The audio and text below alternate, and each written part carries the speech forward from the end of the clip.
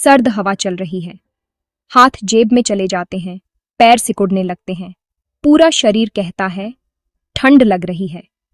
जब ठंडी हवा हमारी त्वचा को छूती है तो त्वचा के नीचे मौजूद नर्व एंडिंग्स तुरंत एक्टिव हो जाती हैं।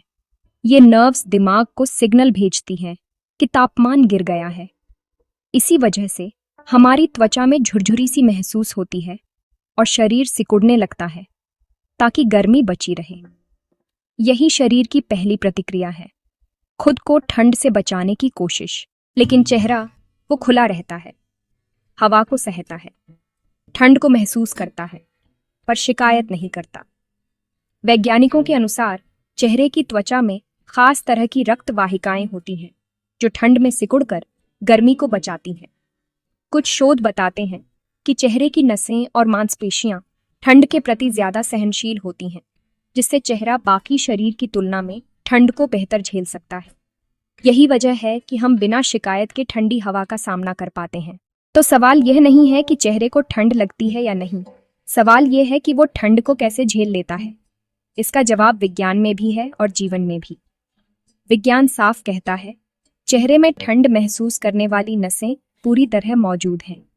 हाल ही में हुए शोध बताते हैं कि हमारे चेहरे की त्वचा में TRPM8 नामक रिसेप्टर्स होते हैं जो ठंड को महसूस करते हैं। 2022 की एक स्टडी के अनुसार ये रिसेप्टर्स ठंडे तापमान पर सक्रिय हो जाते हैं और दिमाग को सिग्नल भेजते हैं। इसके अलावा चेहरे की नसें शरीर के अन्य हिस्सों की तुलना में ज्यादा संवेदनशील होती हैं, जिससे ठंड का एहसास तेज होता है। वैज्ञानिकों का मानना है कि बार बार ठंड में रहने से ये नसें थोड़ी अभ्यस्त हो जाती हैं, जिससे समय के साथ ठंड का असर कम महसूस होता है। नाक का लाल होना, गालों का सुन्न पड़ना, होंठों का फटना, ये सब इस बात का प्रमाण है कि चेहरा ठंड महसूस करता है। वैज्ञानिक शोधों में पाया गया है कि ठंड में चेहरे की त्वचा की सतह का तापमान तेजी से गिर जाता है, जिससे रक्त संचार कम हो जाता है। एक अध्ययन में लोगों के चेहरे पर ठंडी हवा छोड़ी गई तो उनकी त्वचा की संवेदनशीलता और भी कम हो गई।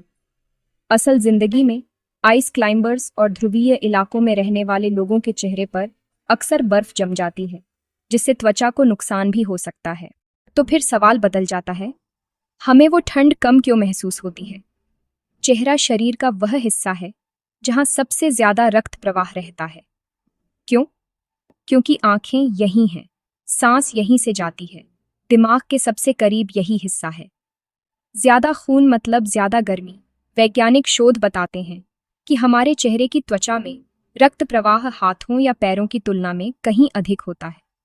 इसी वजह से जब तापमान गिरता है तो हाथ पैर जल्दी ठंडे हो जाते हैं, लेकिन चेहरा अपेक्षाकृत गर्म रहता है। इसके अलावा चेहरे की नसें और रक्त वाहिकाएं लगातार सक्रिय रहती हैं, जिससे यहाँ की त्वचा को ज्यादा ऑक्सीजन और गर्मी मिलती है, और इसी वजह से ठंड का असर यहाँ कम महसूस होता है, जबकि शरीर के बाकी हिस्सों को ज्यादा ठंड लगती है। विज्ञान इसे कहता है थर्मल प्रायोरिटी और जीवन इसे कहता है जिस पर जिम्मेदारी होती है उसे ज्यादा सहन शक्ति दी जाती है। ठंड में शरीर एक फैसला करता है, हाथ पैर कम जरूरी और चेहरा दिमाग सबसे जरूरी। शरीर अपने सबसे महत्वपूर्ण अंगों जैसे दिमाग, दिल और चेहरे को गर्म रखने के लिए खून का बहाव वहीं केंद्रित करता है। यही वजह है कि ठंड में हाथ पैर जल्दी ठंडे हो जाते हैं, लेकिन चेहरा और सिर अपेक्षाकृत गर्म रहते हैं। थर्मल प्रायोरिटी का मकसद है जीवन के लिए जरूरी अंगों की सुरक्षा। इसलिए हाथ पहले जमते हैं, पैर पहले सुन्न होते हैं, चेहरा सबसे आखिर में। यह कोई इत्तेफाक नहीं है, बल्कि लाखों साल का विकास है। हमारे चेहरे की त्वचा में रक्त संचार बाकी अंगों की तुलना में अधिक रहता है, जिससे ठंड में भी यहाँ तापमान अपेक्षाकृत स्थिर रहता है। चेहरे की नसें और मांसपेशियां इस तरह विकसित हुई हैं कि वे ठंड के असर को कम कर सकें। यही कारण है कि हमारे चेहरे पर बाल कम होते हैं, जिससे भाव और संचार स्पष्ट रहे। जैसे जीवन में जो सबसे आगे खड़ा होता है वो सबसे आखिर में टूटता है। प्रकृति जानती थी, अगर चेहरा ढक गया तो इंसान देख नहीं पाएगा, बोल नहीं पाएगा, सांस ठीक से नहीं ले पाएगा। इसलिए चेहरे को हमेशा खुला रहना पड़ा। धूप में, बारिश में, हवा में, ठंड में, और जो हमेशा खुला रहता है वो सहनशील बन ही जाता है। विज्ञान कहता है चेहरे को ठंड कम लगती है और यह हमारी प्रजाति के अस्तित्व के लिए एक अनूठा अनुकूलन है। यही प्रकृति की अद्भुत योजना है, चेहरे को ठंड से बचाने के लिए विशेष सुरक्षा। लेकिन जीवन कहता है चेहरा ठंड को अंदर नहीं जाने देता। वैज्ञानिक शोध बताते हैं कि इंसानों के चेहरे की त्वचा में रक्त संचार तेज रहता है, जिससे ठंड का असर कम महसूस होता है। जानवरों में भी, जैसे कि आर्कटिक लोमड़ी या पेंगुइन, चेहरे और नाक के आसपास विशेष ऊतक होते हैं जो उन्हें बर्फीले मौसम में सुरक्षित रखते हैं। जैसे कुछ लोग दर्द महसूस करते हैं पर दिखाते नहीं, चेहरा भी वैसा ही है। लेकिन प्रकृति ने भी एक रेखा खींची है। बहुत कम तापमान, तेज बर्फीली हवा, गीला चेहरा और लंबा एक्सपोजर। इन सब के बाद चेहरा सुन्न हो जाता है, होंठ फट जाते हैं और फ्रॉस्टबाइट का खतरा भी होता है। वैज्ञानिकों के अनुसार 28 डिग्री सी से नीचे चेहरा कुछ ही मिनटों में फ्रॉस्टबाइट का शिकार हो सकता है।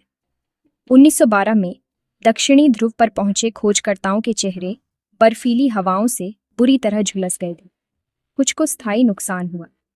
आज भी आर्कटिक सर्वाइवलिस्ट्स और ध्रुवीय धावक चेहरे को ढककर ही बाहर निकलते हैं, क्योंकि खुला चेहरा जानलेवा साबित हो सकता है। ये वही पल है जब प्रकृति कहती है अब रुक जाना भी जरूरी है। तो सच क्या है?